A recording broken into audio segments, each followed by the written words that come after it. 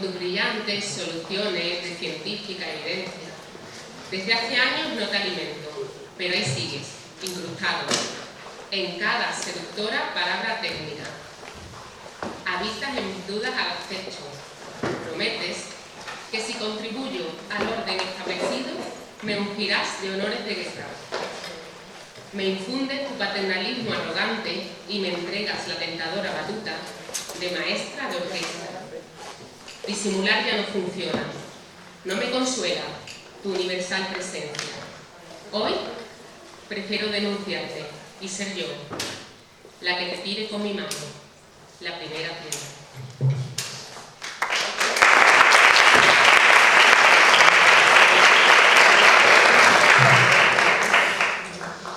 Bueno, pues con esta atmósfera que nos remueve siempre la poesía de Miriam, empezamos con la última mesa de la jornada, este sábado por la mañana. Bienvenidas a todas. Se llama Desde los márgenes de la neurodesesperación. Aquí arriba estamos Javier Romero, yo que soy María Santa, y no está el público,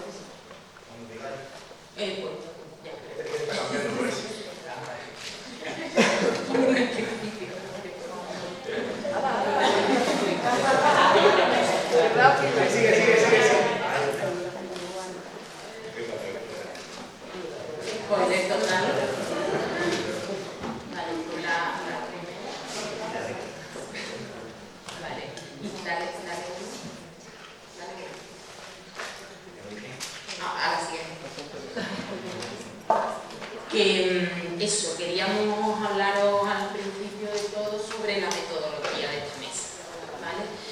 Porque un poco en la línea de lo que se ha venido comentando en los debates sobre la psicoeducación, cómo es esto de la transmisión del conocimiento y cómo son los procesos de aprendizaje, pensábamos que además de un contenido crítico en esta jornada teníamos que replantearnos un poco la metodología, del cómo pensamos juntas, cómo aprendemos y cómo hacemos esta cosa que estamos intentando que sea más democrático y horizontal, ¿no? Entonces, la idea de esta mesa era proponer una metodología diferente que consistiera en que los meses antes de la jornada, a través de un trabajo colectivo, el contenido de la mesa se pudiera producir entre un grupo de personas que estuvieran debatiendo a través de un blog, para que no tuviera que ser un debate presencial y todo el mundo tuviera que hacerlo a la vez. Se trabajaban unos materiales y estaba abierto a que todo el mundo aportara los materiales que quisiera. Y eso, y la idea era producir ese conocimiento. Esta experiencia no es una cosa nueva que nos hayamos inventado, está basada en los SIAP, que son los seminarios de innovación de atención primaria, que los propuso Juan Gervá allí por 2015 aquí en Granada, que no sé si los conocéis, y que es una filosofía muy interesante por eso, porque habla de que la información no debe ser unidireccional, ¿no? Que todo el mundo, aunque tengamos distintos grados de experiencia, tenemos siempre algo que aprender y algo que enseñar.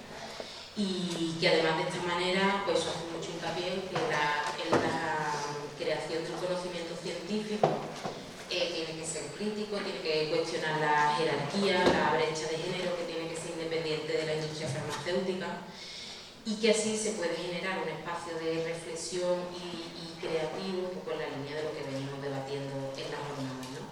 Que se pueda reconocer la subjetividad del otro y que además sea un aprendizaje vivencial. Vamos, que la lista está que aquí ya hemos tenido momentos de vivencialidad de mucha intensidad y eso llega de una manera distinta, ¿no? Entonces, esa es la teoría.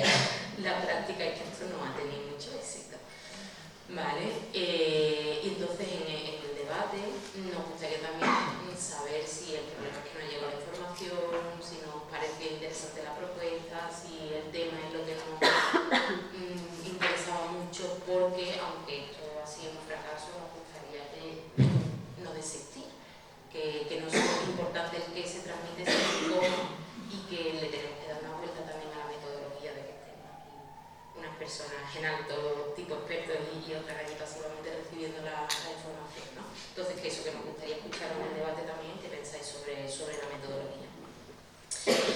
Y nada, dicho esto, pues vamos a hacer una presentación al uso. Yo me voy a convertir en la moderadora, Javier se va a cargar toda la mesa y lo presento. Bueno, Javier Romero es psiquiatra, director de la UGC coordinador del PINMA, es psicoterapeuta didacta por la Sociedad Española de Grupo de Psicoanálisis, el máster en bioética en la Facultad de Teología de Granada, experto en bioética por la Escuela Andaluza de Salud Pública de Granada y miembro del Grupo de Derechos Humanos en Salud Mental de Andalucía. Todo tuyo. Muchas gracias, María. La propuesta que planteamos trabajar cada vez dividida en 3 capítulos, pero voy a intentar presentar de una manera, digamos, ágil. Por un lado era trabajar la historia general de la psicocirugía, pero toda la historia alrededor de la búsqueda de la localización de la locura, es algo que todavía tenemos. Es un trabajo donde queremos pensar desde el pasado y evidentemente trasladarlo al presente. Evidentemente está ahí, ¿no? Todavía, por ejemplo, con la localización. La segunda parte era entrar no en mucha profundidad, pero sí entrar en el terreno de la biología, porque es un tema que yo lo comentaba ayer, bueno, sobre todo los psiquiatras tenemos la obligación de hacerlo, y terminar con los aspectos de la ética de la neurodesesperación. En el tema de la localización de la locura es un tema muy antiguo. O sea, desde el Neolítico ya se encuentran interpelaciones que es verdad que no se sabe si eran buscando alguna intención terapéutica o posiblemente algún ritual. No tenemos conocimiento sobre eso. Sí, la sorpresa que de muchas personas con esa preparación habían sobrevivido porque había osificación posterior y habían logrado sobrevivir a esta intervención, ¿no?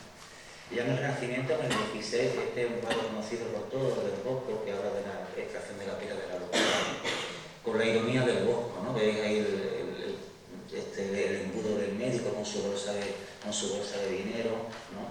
La monja en la sabiduría, un libro encima de la cabeza, ¿no? Burlándose un poco de esta historia de la piedra de la locura, ¿no? Pero fijaros que ya estaba en este tiempo esta cuestión, ¿no? No sé si algo más científico, pero es verdad que en el siglo XIX aparece una propuesta teórica, realmente porque no tenía ningún fundamento, que era de la tecnología de Gall, ¿no? Gall plantea una separación del cerebro en funciones, ¿no? Esto tuvo mucho éxito en el siglo XIX y incluso pues, sirvió para explicar esto que a veces sigue la biología, ¿no? Que esto le decimos que es de nacimiento o de nacimiento, ¿no? Cómo las diferencias sociales empezaron un poco a justificarse por la tecnología, no por cuestiones que tienen que ver más con aspectos sociales, ¿no? Y ya un poco más, en este sentido sí más riguroso, la experiencia de Broca. Mr. Tan era un señor que tenía una fase motora, o sea, la fase motora la persona entiende, pero no puede el lenguaje motor lo tiene. La persona te decía tan.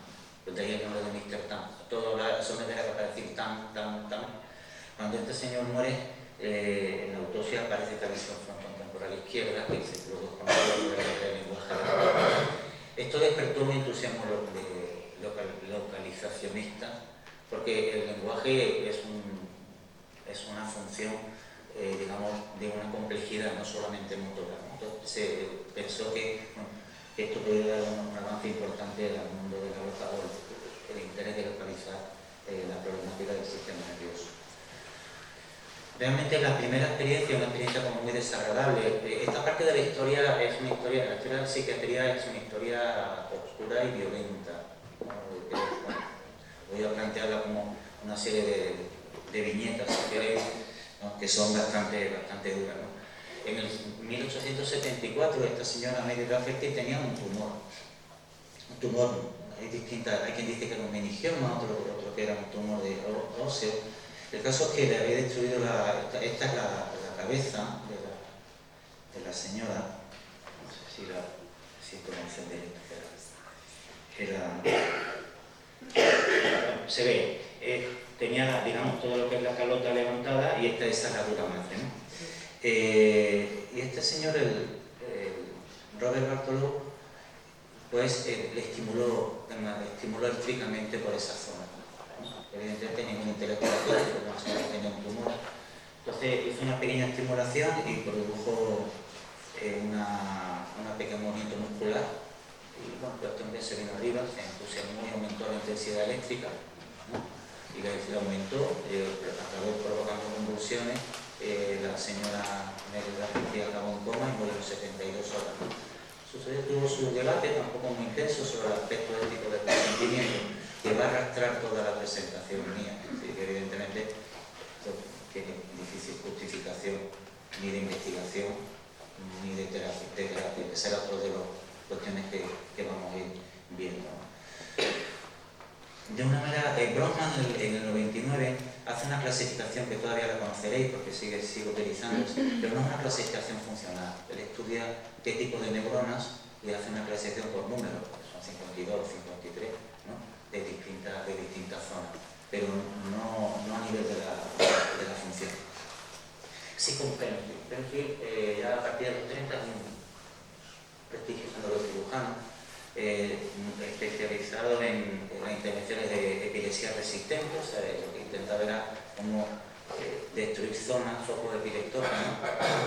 Esto sabéis que en neurocirugía no se utiliza a veces la anestesia general, porque el cerebro no tiene sensación dolorosa, y entonces iba en esa búsqueda de la destrucción de la zona epileptógena, pues él iba tocando distintas zonas y le iba preguntando al paciente. Entonces él iba de manera muy minuciosa apuntando un mapa de las zonas del cerebro, en este famoso músculo que conoceréis, ¿no? de la cara, bueno, esto fue, yo creo que hoy en día todavía, aunque ya se empieza a complejizar este modelo, pero sigue siendo todavía vigente el modelo de Penfield. Pero si os fijáis, este modelo habla de somatosensorial, no está hablando de aspectos psicológicos o de personalidad, ¿no? Penfield no entró en este campo. Hasta ese momento realmente los aspectos de personalidad venían de observaciones clínicas, ¿no? Quizá el caso más conocido de Cineateo, que conoceréis mucho. Lo divulgó posteriormente Antonio Damasio. Este señor trabajaba en el ferrocarril en Estados Unidos y trabajando con dinamita, con una barra, que esta es la foto pues golpeó y explosionó la barra con tan mala suerte, como veréis, le perforó el ojo izquierdo y salió la barra disparada. Milagrosamente no falleció, no se recuperó bastante bien. Estamos hablando de 1800. ¿no? Y también el médico que lo siguió, lo siguió durante mucho tiempo y de hecho finalmente hizo también la autopsia. Pero lo que se observó que este hombre Phineas era un hombre, pues, digamos, un hombre cabal, muy formal, trabajador, y después de esta lesión cambió completamente. Se volvió un hombre mucho más psicopático, ¿no? Y un cambio de personalidad. En cuanto a que la lesión era frontal, bueno, pues ahí se empezó a deducirse que el lóbulo frontal tenía mucho que ver con el tema de lo emocional, pero sobre todo de la conducta, ¿no? Y ahí empieza un poco el campo de la psicocirugía, ¿no? Donde podemos escuchar cosas como esta, ¿no? Que un cerebro malo es peor que no tener cerebro, ¿no? Que es lo que puede explicar la línea de la psicocirugía. La primera experiencia la tiene un neurocirujano suizo. Él hace una intervención con 8 pacientes, le llama topectomía, topez de zona, griego, y estomía, extracción, algo como extracción de la zona, buscando zona emocional. Hace distintas zonas corticales, realmente no le prestaron demasiada atención, ni tampoco yo he recogido mucha información de la experiencia de Burka. De Moniz sí, porque es más conocido por todos vosotros. Moniz está en una conferencia sobre electroterapia, luego veremos algo sobre eso, y escucha una experiencia sobre la intervención en simios, creo que eran chimpancés, que si una extirpación parcial del lóbulo frontal producía muchísima agitación y la extirpación total del lóbulo frontal calmaba mucho al chimpancé, ¿no? Moniz queda con esta idea, ¿no? Y bueno, pues ni corto ni perezoso, prácticamente dicen que empezó a hacer una experiencia con un chimpancé, hay quien dice que ni eso, que empezó directamente a aplicarlo en la práctica clínica, ¿no? Con una idea basada en Pierre Janet, contemporáneo de Freud. Algunos recordáis que Janet de la idea fija, que plantea que hay un pensamiento fijo que se congela, digamos, en el lóbulo frontal, y lo que hay que hacer es, digamos, esa congelación rompiendo el circuito. Si logramos romper ese circuito, esas ideas fijas desaparecerán y entonces habrá una mejoría. Esta es un poco la teoría de la base de Monnet. Bueno, y esto lo que viene llevando adelante, ¿no? A Monnet le darán el premio Nobel por la dicotomía frontal, pero quizás quien fue más popular fue Walter Freeman. Freeman no era neurocirujano. Esto también es interesante porque en este siglo hay una lucha corporativa entre los psiquiatras y neurólogos. Freeman no era neurocirujano y observa que la lobotomía, al estilo Monnet, pero bueno, piensa que hay que ser más eficiente, inventa una técnica que no precisa de intervención de anestesia. Ahí tenéis una foto de previamente al paciente se le seda con una o varias sesiones de electrochoc. Están todas las personas alrededor. Hay otra foto anterior donde le están dando el electrochoc, y una vez que está el paciente sedado, pues por la vía orbital, o sea, por debajo del párpado, lo que le llaman un osteoclasto, que es el instrumento que inventa, realmente era un picayelo, era una barra, ¿no? Y con un martillo, veis el martillo ahí, y entonces pegaba un martillazo, la base del cráneo en esta zona es muy frágil, se rompe con facilidad, entonces entraba y rompía toda la sección, digamos, de conexiones frontal con la parte subcortical, ¿no? Lo hacía de manera bilateral, ¿no? Recordar la experiencia que cuando se lesionaba o se seccionaban parte del lóbulo frontal había más problemas en los simios, pues directamente bilateral, ¿no? Esto lo podía hacer en pocos minutos, sin ningún tipo, más allá del electrochoc, que podéis imaginar que estaba ampliamente difundido en ese tiempo, ¿no? Lo realizó durante muchísimos años, ya tenía lo que era, como le llamaban el lobotomóvil, una furgoneta, donde iba por distintos sitios pasando consultas y haciendo ya había estudios en el 47 que decían realmente sobre la eficacia de esta técnica, pero esta otra de las cuestiones que veremos, esta técnica siguió utilizándose. Igual que pasó con Monnet, que no lo he comentado, generalmente las personas que se le aplicaban, Monnet es una prostituta, la primera persona a la que debo recordar que le hace la lobotomía. Y Freeman, pues, en principio, creo que su primer caso era lo que llamaban una esposa rebelde o algo así. Y después de la operación dice que su marido quedó contento y que decía a su marido que estaba como nunca, ¿no? Muy agradecido a la técnica de la lobotomía, ¿no? También en desempleado e incluso en niños, ¿no? Fijáis, está una foto de un niño después de una lobotomía. Hay una novela, uno de estos niños que quizás por la edad de 11 años, que el cerebro tiene una plasticidad mayor, sobrevivió, no falleció, los fallecimientos eran frecuentes, pero además no tuvo esta lesión que ahora veremos. Se recuperó y escribió este libro de mi lobotomía, que está en inglés, pero lo podéis encontrar con facilidad, donde escribe. Era un chico con una carencia afectiva, ¿no? Es decir, que había sido huérfano de madre, adoptado, bueno, lo que podemos hoy, paciente se había diagnosticado de hiperactividad, ¿no? Para que hagáis una idea, bueno, al chico al final lo llevan a Freeman. Freeman no hace realmente una de las evaluaciones que durara más de 10 minutos, indicaba la lobotomía y le hizo al chico la lobotomía bilateral. En los 70 ya la psicocirugía empieza el declive, en parte porque empiezan a hallarse como, empieza a haber ya una menor ceguera ante los eventos adversos, ¿no? que produce la psicocirugía. También aparece ya la psicofarmacología, aparece el litio, aparece la clorpromacina, y también aparece un entusiasmo por la electricidad que tenemos. De la electricidad, igual que es muy antigua, o sea, se describe ya en el siglo V, este es un pez torpedo, debe ser como una especie de pez manta que era canable. Entonces, el paciente con gota y con cefalea se le ponía de pie, lo pisaba, le daba una corriente eléctrica y desaparecía o se liberaba el dolor de la gota, ¿no?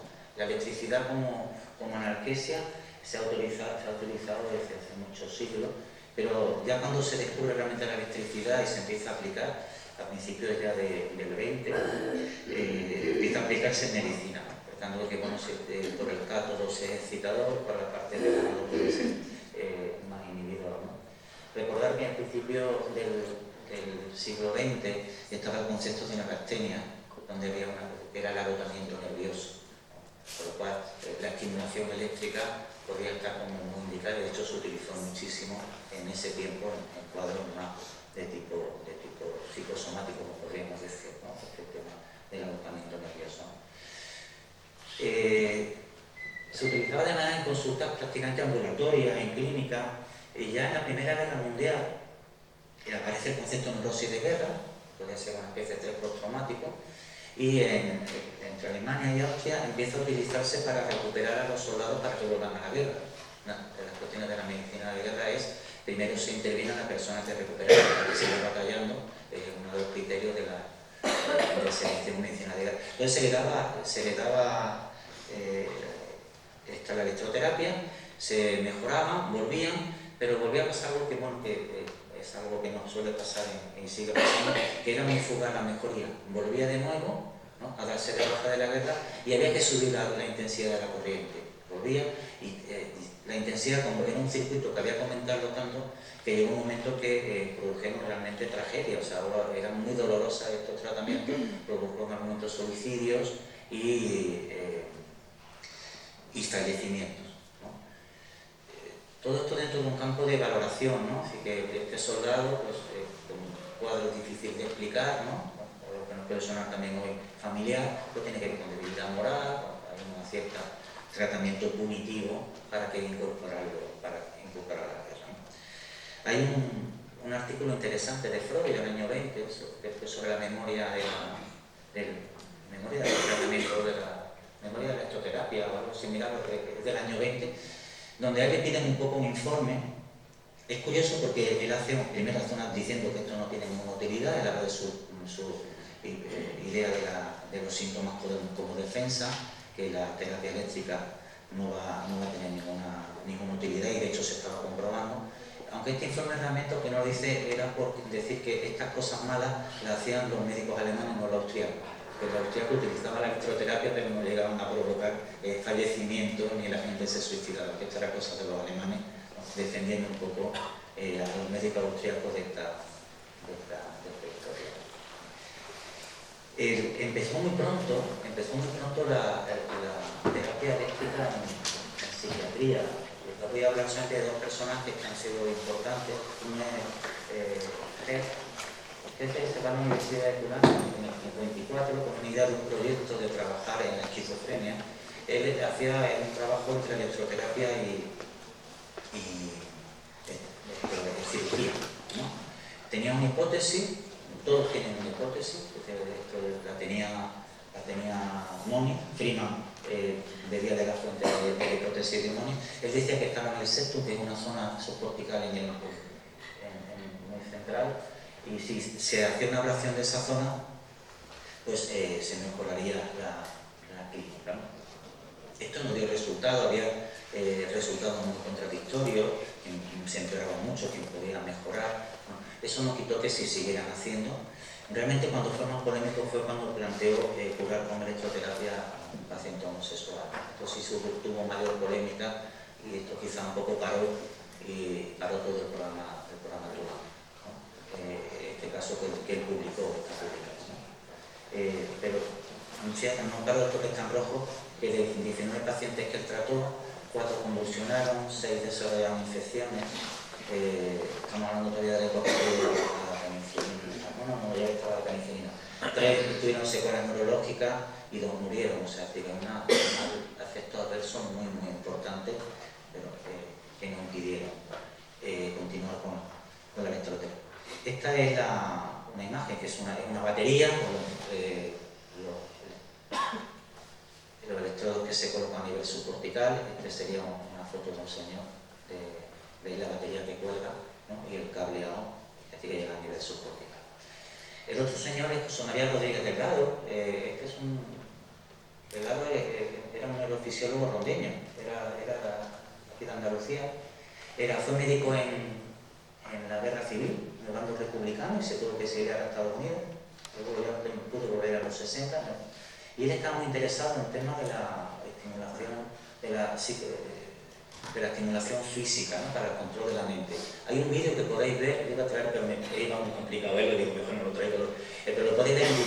mártires en los años 60 en una plaza de toros de Córdoba con el cordobés y un novillo. O sea, y el novillo le habían implantado el estimocible, este aparato, metía un estimulador cerebral en la zona subcortical, en la zona límbica, y cuando el novillo va a embestirlo, él aprieta el botón y el novillo se para y da la vuelta, ¿no? Pues esto es un vídeo muy difundido y que se utilizó como elemento de decir cómo podemos controlar la conducta de las personas, la psicocivilización que él le planteaba.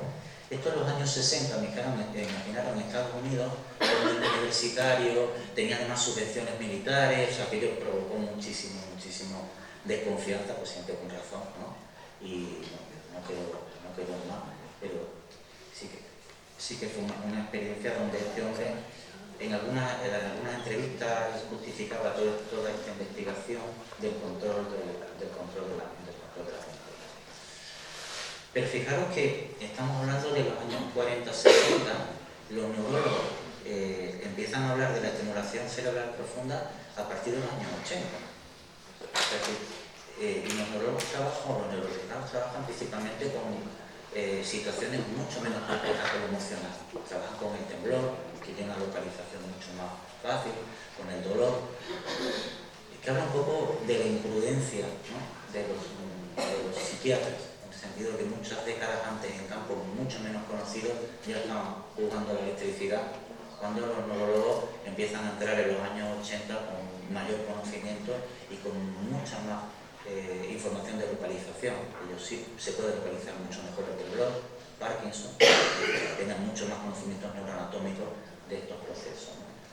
Cuando empiezan a hacer este trabajo, sobre todo en el temblor y en Parkinson, comprueban que a nivel subtalámico se producen respuestas emocionales afectivas, generalmente de estimulación con hipomanía, ¿no?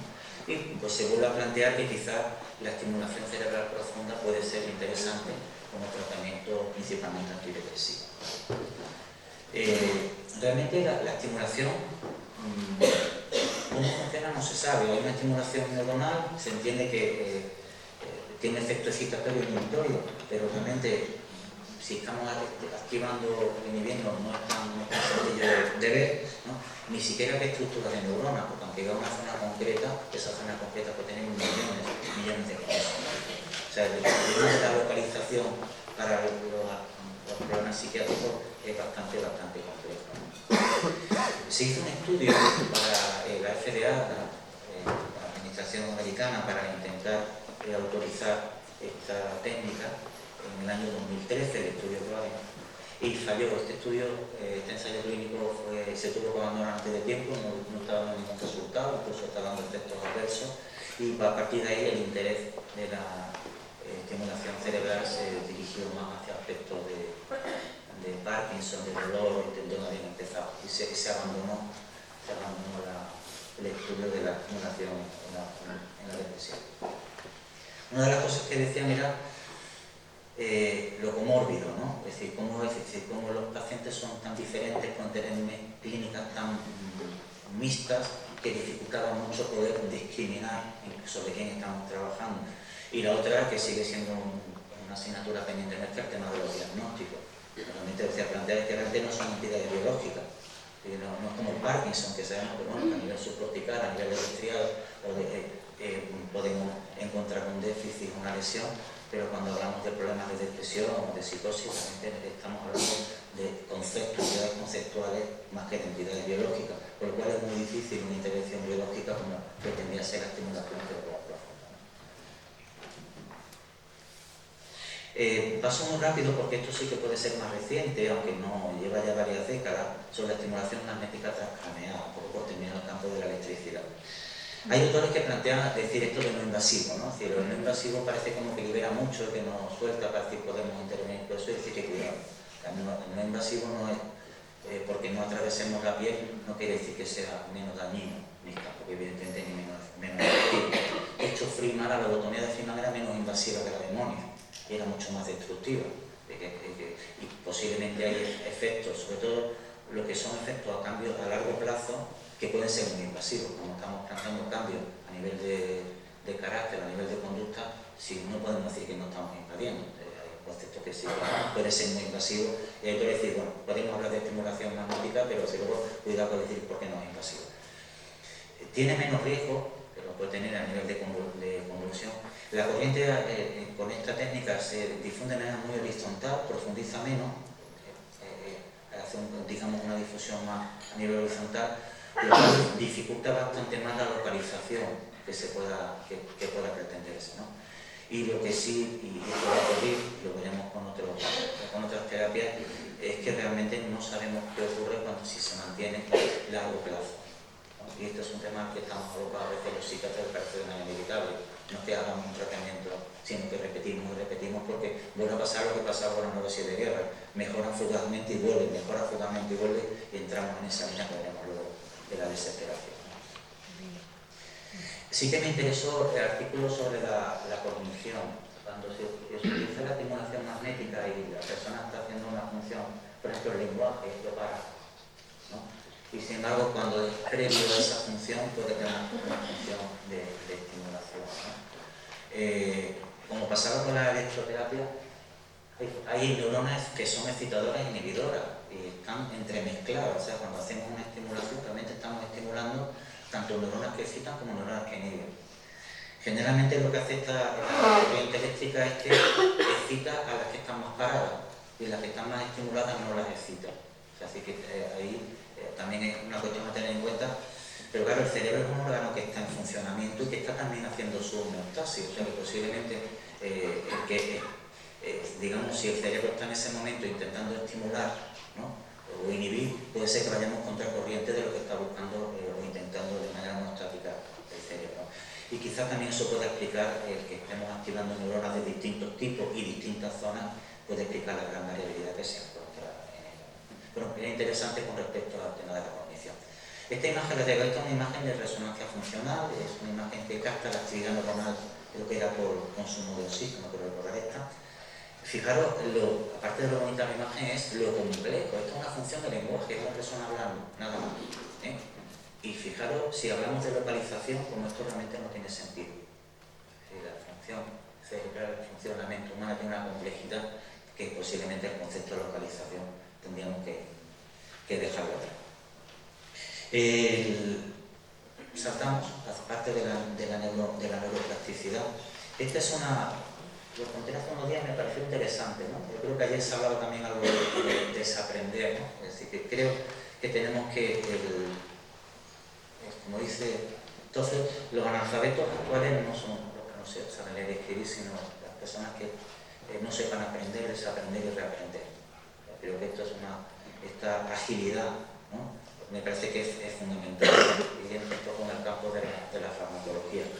Esta es una imagen del año 88, cuando se hizo del Prozac, la fluoxetina se comercializa en España en el 88 con limpiar toda la tristeza. Ya el DSM-3 se había encargado de plantear el trastorno depresivo mayor, desapareciendo todo lo adaptativo y todo lo reactivo, ya todo va a ser depresión, y aparece pues un fármaco nuevo que va, fijaros, es una señora a la que la vida se le vuelve de color con una hipótesis que nunca fue demostrada, que realmente casi nunca, yo no recuerdo ningún artículo que demostrara esto, pero fijaros que ya Mingy, que es el laboratorio, lo plantea al final, es decir, que plantea que todo lo que pasa en una clínica depresiva, pero al final ayudar a que los niveles de serotonina se acerquen a lo normal, que podrá ayudar.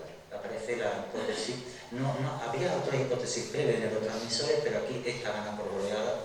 El déficit de serotonina va a ganar como hipótesis teórica y que va a durar prácticamente. Esta es una revisión de Moncrief del año 22, donde podemos decir que a nivel simbólico se cierra la hipótesis de la serotonina, que realmente tendrá que ver exactamente así. Pero fijaros que pasan desde el 88 hasta el 22.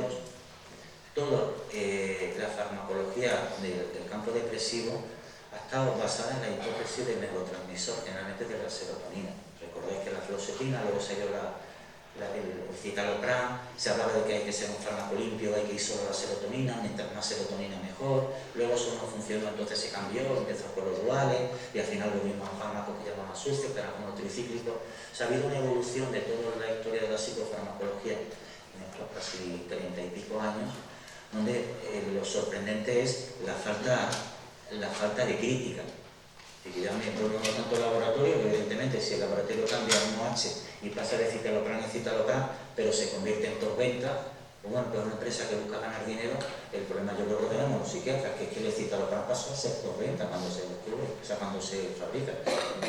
Pero es que si le pasa a la de venlafaxina por la venlafaxina, o a la risperidona con el otro, no recuerdo el mismo nombre, la pariperidona, o sea, ha habido durante varias décadas un juego de pequeñas modificaciones que no aportaban absolutamente nada, pero que han tenido un éxito comercial, y eso es responsabilidad de los psiquiatras. Yo creo que esto es un tema que tenemos que asumir. Y eso tiene que ver con una falta de formación, que es un poco a lo que quiero llevar después, ¿no?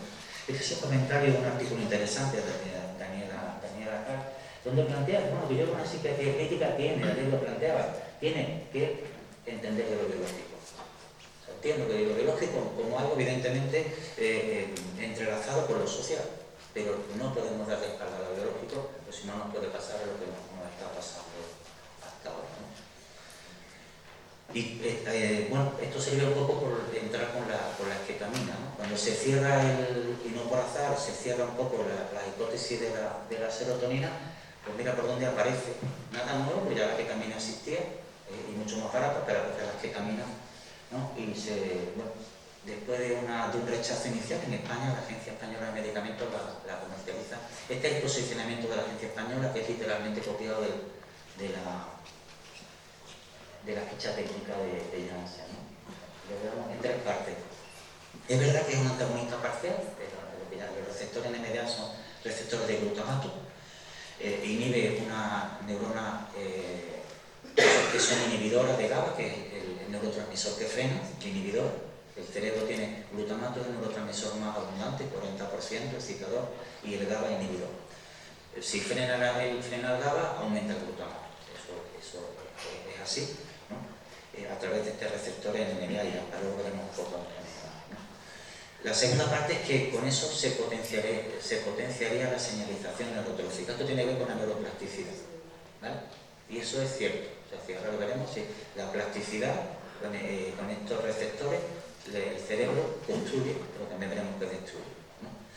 Lo que no es cierto es lo que viene ahora, ¿no? Y aquí se podría restablecer una función sináptica en regiones cerebrales implicadas en la química depresiva que caracterizan a la depresión. Esto es un disparate. Pero no sé si la Agencia Española tiene que tener un espíritu crítico con lo que copia, pero esto no tiene ninguna lógica, ¿no? Como hablaba, no hay localización de los trastornos depresivos, ya lo hemos estado viendo, pero y mucho menos tenemos conocimiento de que hay una alteración sináptica, ¿no? Es verdad que habla en condicional, podría, ¿no? Pero esta es un poco fijaros que es más complejo, ya no es un déficit de serotonina, entramos ahora de otro concepto que es la modulación. Ya no sustituyo, que es algo bueno que ya no se puede demostrar, como no hay déficit, ya no puedo decir que, pero ahora todo modula. Y ahora veremos un poco, porque la modulación es un concepto complicado, así que no es cuando va a la definición a nivel digamos neuropsiquiátrico, bueno, pues tiene que ver con la estimulación, ¿no? Es que eso ya existía, ese concepto, realmente no es verdad que con la electricidad podemos estimular y podemos frenar.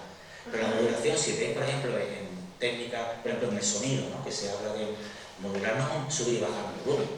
Modular es mucho más complejo, tiene que ver con frecuencia, con intensidad, tiene algo mucho más complejo, nos obliga a conocer todo un esquema, un circuito que no conocemos para decir que modulamos. Si intervenimos en un circuito, no podemos decir realmente que estamos neuromodulando ese circuito, porque desconocemos realmente ese circuito, ¿no? Ahora vamos a encontrar continuamente ese concepto de neuromodulación, cuando los pacientes estamos únicamente estimulados. Y bueno, la otra definición de la Sociedad Internacional está prácticamente que todo neuromodula, si os fijáis, es tecnología implantable, no implantable, eléctrica o química, que mejore la calidad de vida. O sea, bueno, estoy neuromodulando en este momento, hablando con vosotros, porque todo puede servir. Es un concepto que aporta muy poco. No tenemos suficientes conocimientos. Realmente estamos estimulando, pero sin un control. O sea, no sabemos exactamente qué podemos estimular, y luego es verdad que esto nos fascina, o sea, hay una fascinación tecnológica que no, bueno, está ahí, que lo iremos viendo luego posterior, ¿no? Entonces, la esquetamina tiene esa parte tecnológica, obliga, bueno, pues a una intervención con enfermería, con un cierto control, ¿no? Y recuperamos algo que lo veremos. Esta es la parte de una parte esquemática, un poco de explicar lo que es la esquetamina pero sobre todo la plasticidad, que es lo que me interesa, porque sí que es un concepto que me parece muy interesante. Estamos hablando de los receptores de NMDA, AMP, que liberan calcio. Ahora veremos un ejemplo, una imagen un poquito más clara. El segundo paso es que se movilizan una serie de sustancias que son constructoras o destructoras, el más conocido es el BDNF, el último, el factor neurotrófico, ¿no? Y eso va a provocar modificaciones estructurales en la sinapsis, que puede ser homeostática. Por ejemplo, cuando hemos dado antidepresivos, siempre hemos dicho hay que esperar un mes porque se producen modificaciones en la sinapsis. Esas modificaciones son plasticidad. Y es plasticidad porque el sistema nervioso está defendiéndose de un aumento de una sustancia que no forma parte de, digamos, de su poder homeostático. ¿Qué hace entonces? Cierra puertas, cierra receptores para que entre menos. O al revés, con los neuroeléctricos, abro puertas porque estoy frenando. O sea, el sistema nervioso se protege de todos los cambios que vienen desde fuera peleando por su homeostasis, en cuanto que no planteamos ninguna sustitución de un beneficio, ¿no?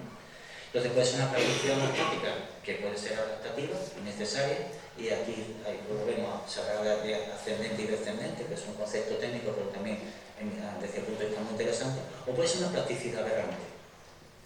O sea que todo lo que sean modificaciones no tiene por qué ser positivo. Podemos provocar modificaciones cerebrales, pero muy dañinas, que se llaman plasticidad aberrante. Esta imagen, bueno, yo no sé si merece la pena, es que como no tengo el puntero, lo único que quería decir es que cuando se estimula el receptor AMPA, ¿no? En principio este receptor NMA, esto glutamato como esta, este receptor está bloqueado por magnesio, pero cuando esta despolarización empieza a ser muy intensa, se despolariza el magnesio y esto te permite entrar el calcio. El calcio, como decía, es muy destructivo y muy constructivo, y por eso tiene que ver con la plasticidad, ¿no? Se hace como con dos tiempos. Entonces, por eso habla de la estimulación AMPA y de la... Si veis el siguiente, aquí sería la segunda, el calcio ya ha entrado y entonces se van modificaciones en la sinapsis y provoca, en este caso, una sinaptogénesis, aumento del receptor. Podría ser una poda, ¿no? La neuroplasticidad es una capacidad que tiene el sistema nervioso para reorganizarse, ¿no? A respuestas, como decía, que pueden venir de dentro o pueden venir de fuera. Cuando digo de fuera, puede ser un fármaco o puede ser un acontecimiento vital. Evidentemente, los fármacos no son los únicos que pueden producir neuroplasticidad. Pero al mismo tiempo también tiene el concepto de poda, ¿no? O sea que en la neuroplasticidad se construye y se reconstruye continuamente. Este es un ejemplo, lo siento que está en inglés, pero lo que viene a plantear es, fijaros aquí, ya hemos incorporado aspectos, digamos, del genotipo, aspectos que puede ser del género, todo lo que son acontecimientos a veces de infancia. Esos acontecimientos de la infancia, traumáticos, ayer se hablaba del efecto del trauma en la infancia, van a producir modificaciones sinápticas y van a aumentar el BDNF. Digo esto porque ahora empieza a haber artículos con el BDNF de aumento y disminución, como si eso fuera la serotonina. Van a producir aumentos en esas sustancias que son constructoras. Pero hay un paso importante, un interrogante, que hay un momento. En la infancia, por ejemplo, un momento de poda, donde sabéis que se empiezan a reducir el número de neuronas, en esa maduración cerebral se hace a base de poda. Hay momentos sensibles en la adolescencia y hay momentos sensibles que provocamos con el fármaco. Entonces, todas esas funciones de reconstrucción o de poda que pueda hacer el sistema nervioso también van a estar muy relacionados al momento sensible que viva la persona. Y esto es importante, ya no solamente en la edad, sino también a la hora del contexto en el que estamos trabajando con la persona. Entonces, evidentemente, ese movimiento puede producir digamos, un desarrollo aberrante, ¿no? Y es verdad que habrá un momento de factor neurotrófico, pero hemos ido hacia un desarrollo aberrante, o puede ser adaptativo. Y esto va a depender. o incluso que el aberrante, que es el tercero para acá, sea, digamos, se cronifique y produzca una modificación que ya no tenga marcha atrás, lo veremos con la discinesia.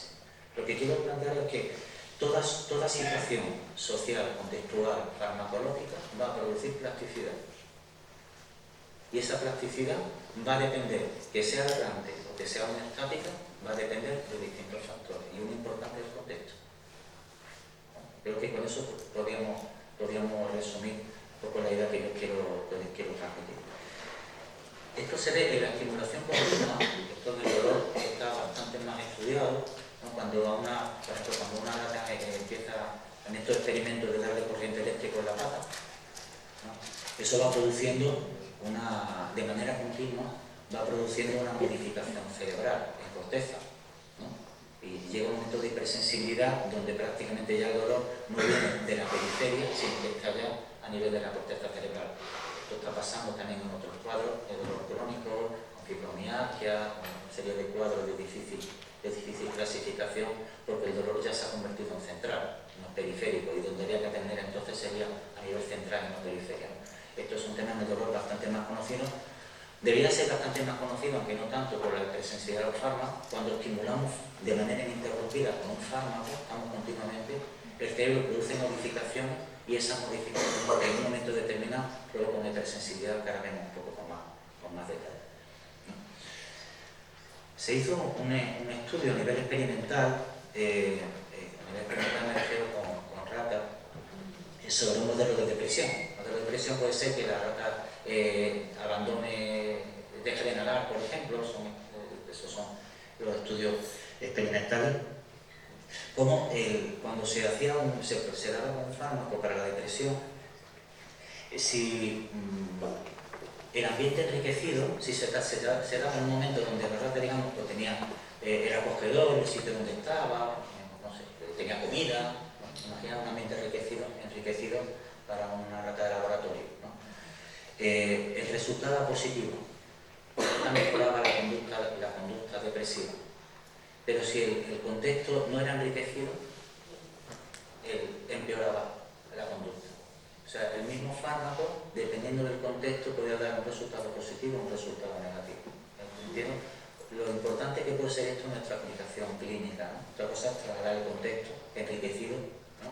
Pero bueno, este ya es el reto que tenemos clínico, pero creo que esto, si os fijáis, es muy parecido a la teoría de Moncrief del modelo centrado en el fármaco. Abandonamos el déficit y lo que toca es que el fármaco produce una alteración, eso es cierto, y esa alteración podrá ser positiva o podrá ser negativa, ¿no? Y ahí entraría un poco el concepto. O sea, vamos a hacer un momento de estudio con esta hipótesis que ya tiene algunos años de Moncrief, ¿no?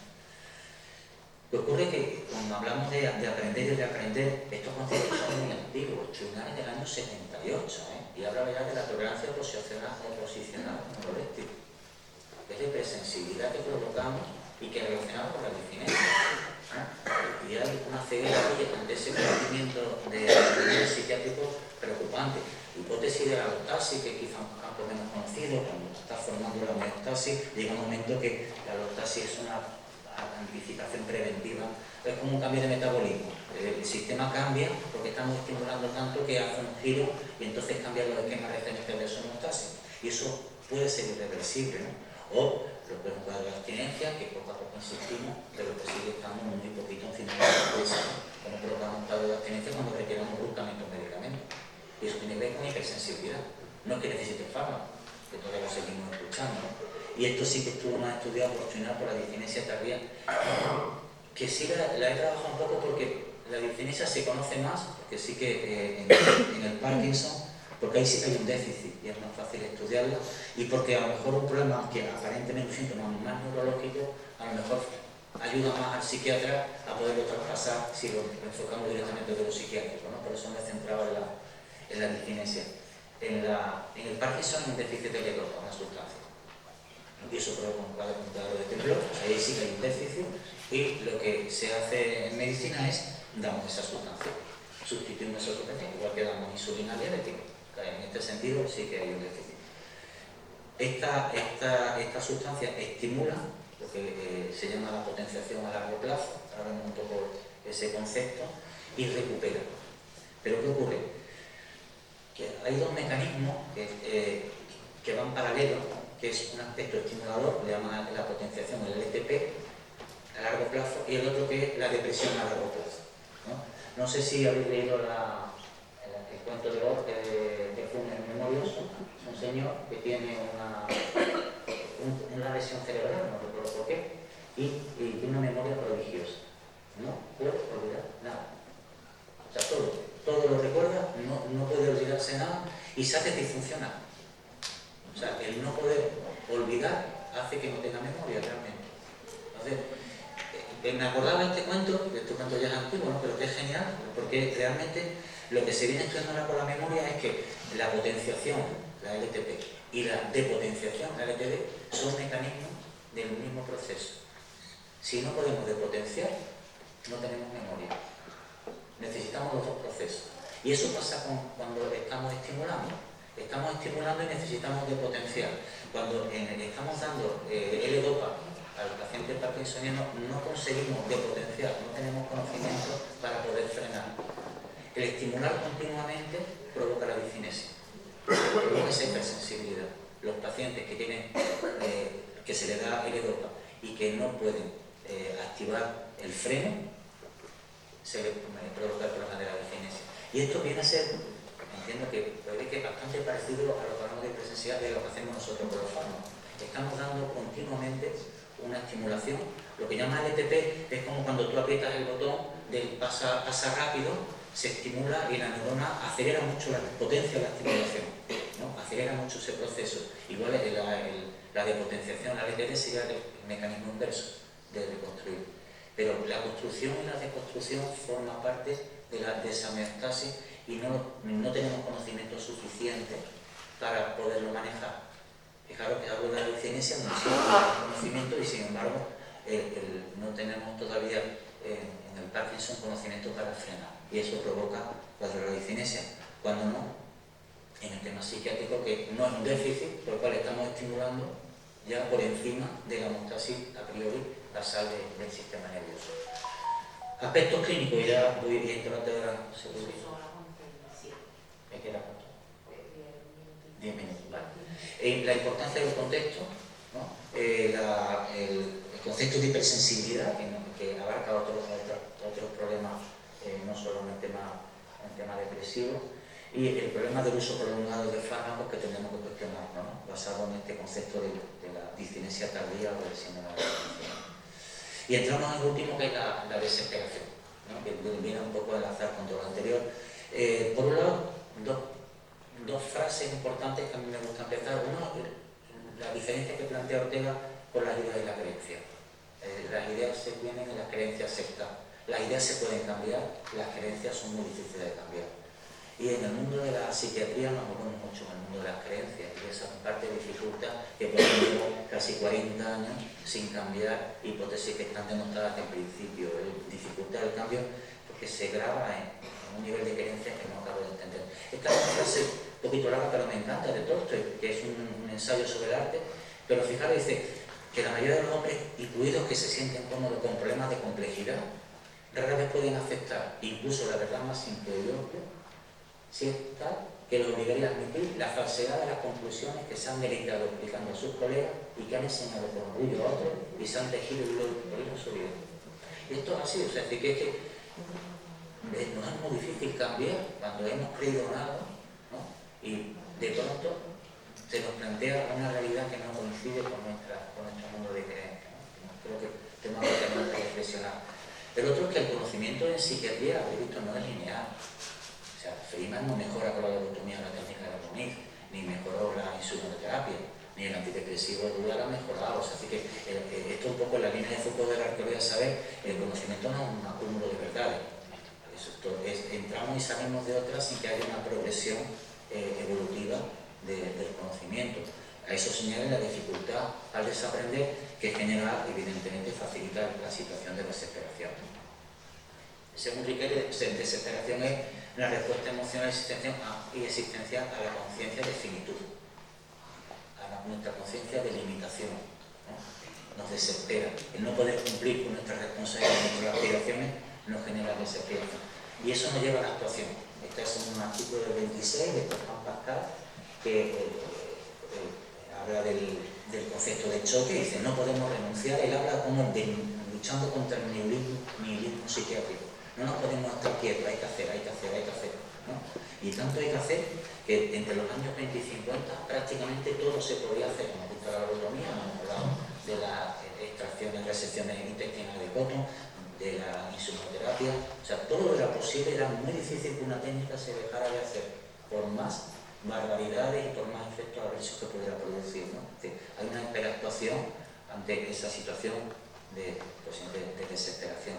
Se une la fascinación tecnológica, es decir, esto de ser verdaderos médicos, ¿no? De poner la banda, ¿no? Esto también con las que también no se ven como son mucho más médicos, una cuestión quizás que nos pasa a veces a los psiquiatras, que queremos volver a la tecnología, ¿no?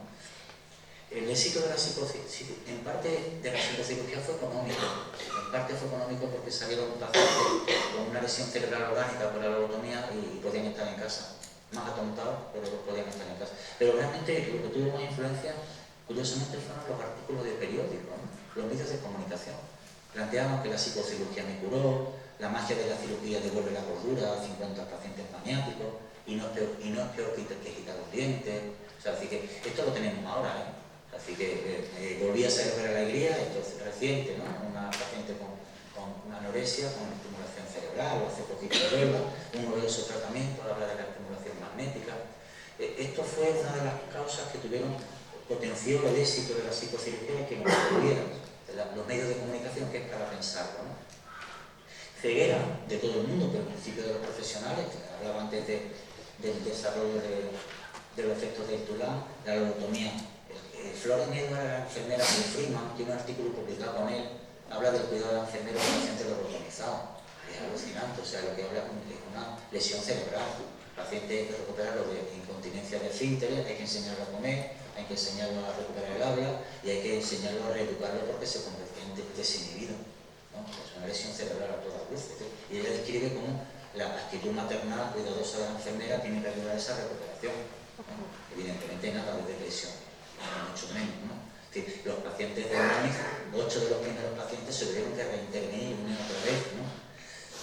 Son terapias que dañan, y a veces lo asume, Freeman lo asume, son terapias que dañan el cerebro. Y esto nos habla de Andreasen, que es una famosa psiquiatra de modelo biológico. Ella hizo un estudio intentando plantear que realmente la atrofia cerebral que te producía el neurológico no era verdad, ¿no? Había varios estudios en la primera década del 2000 y el estudio resultó que sí, que los neurológicos producen atrofia, sustancia blanca y sustancia gris. Y ella eso no lo publicó. Lo que llama Fernanda Andreasen es lo que llama mimética privilegio terapéutico. Ella en una entrevista en Libertad dice que lo ocultó porque esa información podía perjudicar a los pacientes porque iban a dejar la medicación. Esto es el privilegio, ¿no? Por tu bien no te digo lo que te pueda pasar, ¿no? Es interesante porque vemos que son terapias que dañan, pero vamos por encima de eso, ¿no? Y por otro lado, se difunden por cuestiones. Moniz es una persona muy valorada, pero una persona muy valorada en el mundo de la neurocirugía, ¿no? Y esto habla un poco del concepto que me ha gustado que somos un banco de peces. Realmente hay un líder de opinión que ahora sabemos por dónde vienen, ¿no? Y el resto nos movemos detrás, sin mucha capacidad de reflexión ni de crítica, ¿no? Y evidentemente no tiene que bastar en la evidencia clínica, simplemente vamos por detrás. Bueno, pues ahora dejamos la serotonina y sin ninguna crítica pasamos a glutamato. Pasaremos a glutamato o pasaremos a otro tipo de técnicas sin que haya ninguna prueba de conocimiento y sobre todo sin que haya ninguna reflexión crítica, ¿no? Nos movemos. Y es triste, pero creo que la imagen del banco de peces me gusta. No hay evaluación de resultados. Hubo ensayos clínicos, por ejemplo, sobre el coma insulínico, fueron de los primeros ensayos clínicos que hicieron en medicina. Decía que la insulina no era el agente terapéutico, no tuvo ninguna repercusión. Se siguió haciendo el coma insulínico durante un tiempo, ¿no? El seco de publicación se publicaba lo que daba éxito, los antidepresivos lo conocemos demasiado, o sea, cómo se publica lo que da resultado, lo que da negativo no nos interesa.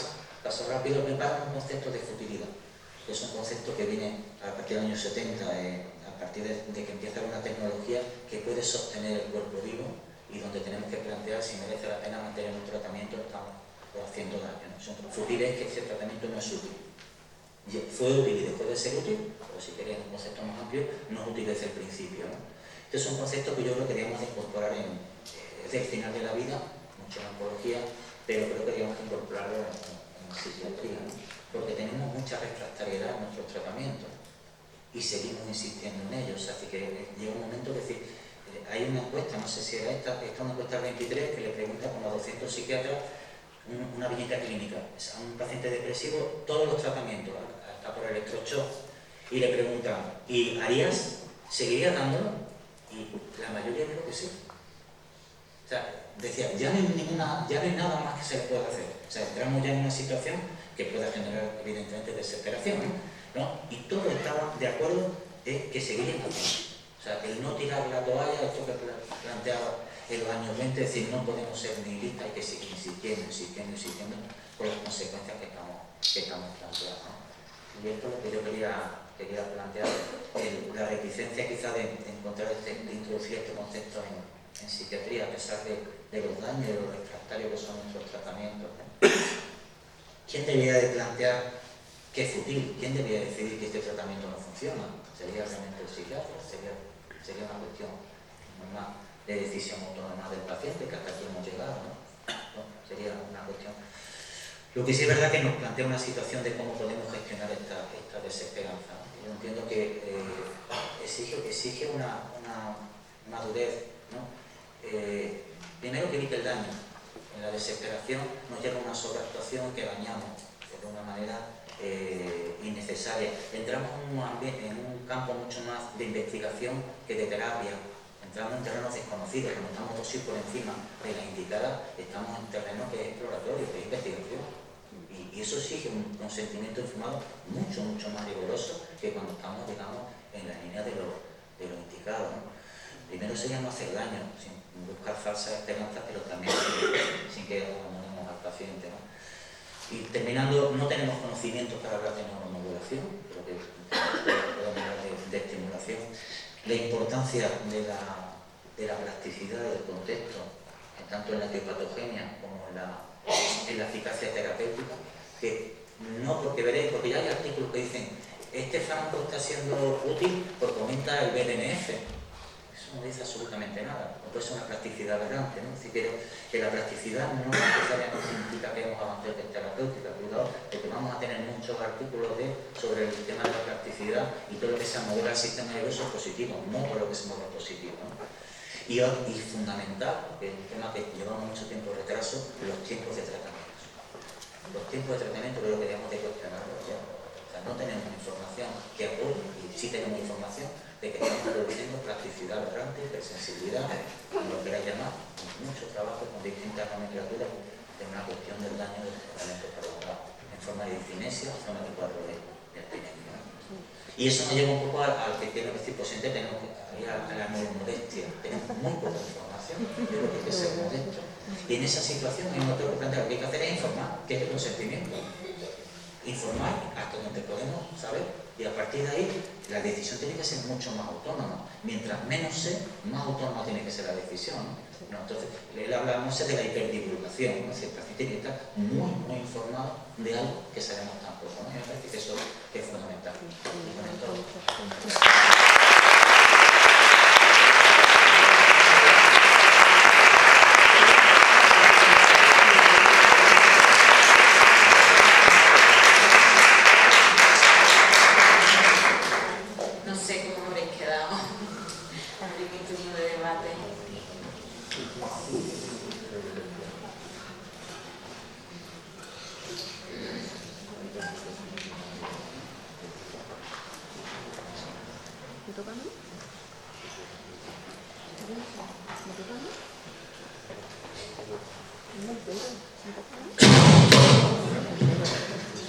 Salva, me toca a mí también. Me toca a mí. Mira el cronograma, no sé. Yo no me lo sé, porque yo creo que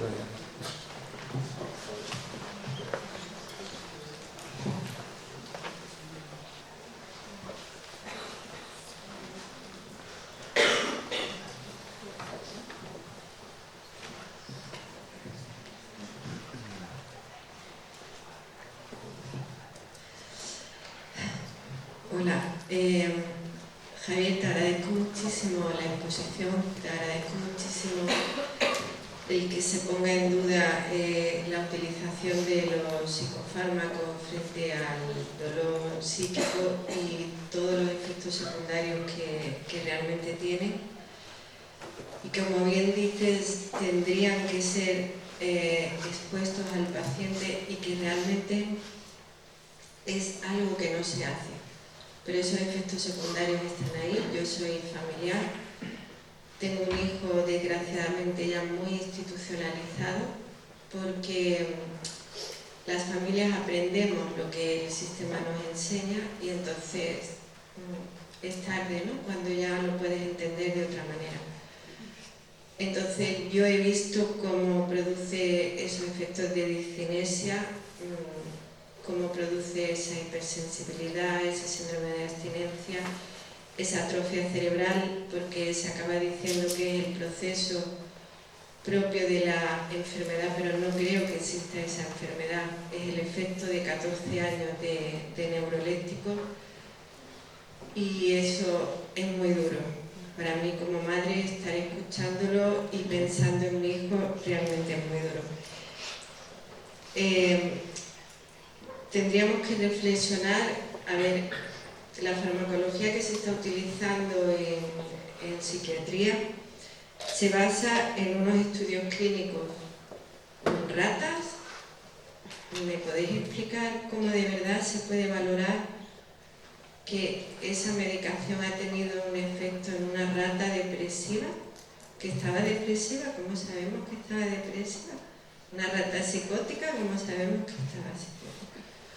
Entonces, es verdad que da un poco de risa. Son dos niveles diferentes. Yo, cuando he estado planteando lo de la esquetamina, estoy en un nivel, si querés, más molecular, en donde se busca el modelo explicativo de cómo funciona un fármaco.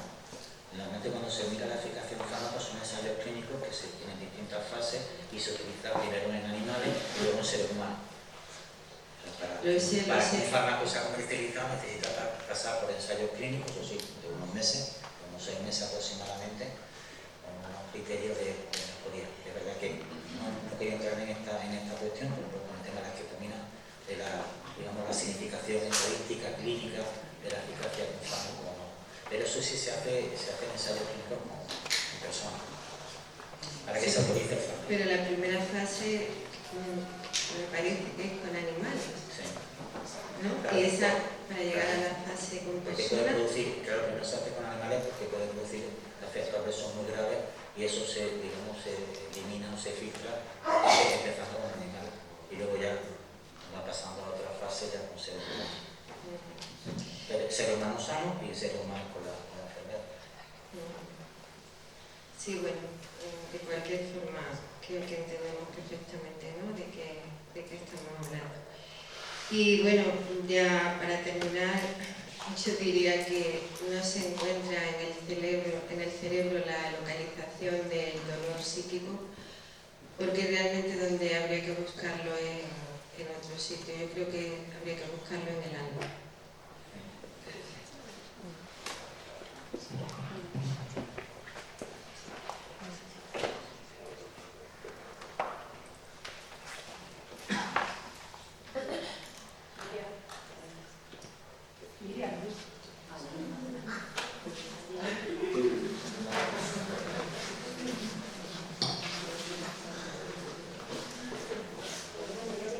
Las gracias porque me ha parecido excelente, completísima, me ha gustado un montón. Creo que es nuestra obligación como psiquiatras conocer a fondo la biología, ¿no? Y me gusta que se reivindique desde aquí. Y me ha parecido, no sé, muy acertada. Y muy interesante, ¿no?, la posición esta de hay que hacer algo, que creo que no es, creo que los psiquiatras somos mucho más imprudentes, pero creo que pasa en general en medicina, ¿no? El saneamiento terapéutico que vemos con abuelos de 90 años y vamos a hacerle de todo, intubarlo y todo esto para que sobrevivan 2 semanas más. Pero claro, y bueno, creo que como que se ve más fácil de criticarlo de otras especialidades y en la nuestra como que eso pasa muy, muy desapercibido y es una cosa que vemos y que vemos todo el rato, ¿no? En agudo, pues voy a subirle esto por hacer algo, pues no no sé qué hacer, así que voy a chisparlo, y esto es una cosa que se dice. Y bueno, se me planteaba la necesidad de que esto se escuche desde no sé, desde la formación en salud mental, ¿no? Porque como que es una... bueno, que a veces se hace de necesito hacer algo para ayudar a esta persona, ¿no? Entonces, no sé, como la necesidad de introducir formación en bioética en general, ¿no? En todos los servicios. Y nada, ha sido muy inspirador, que muchas gracias.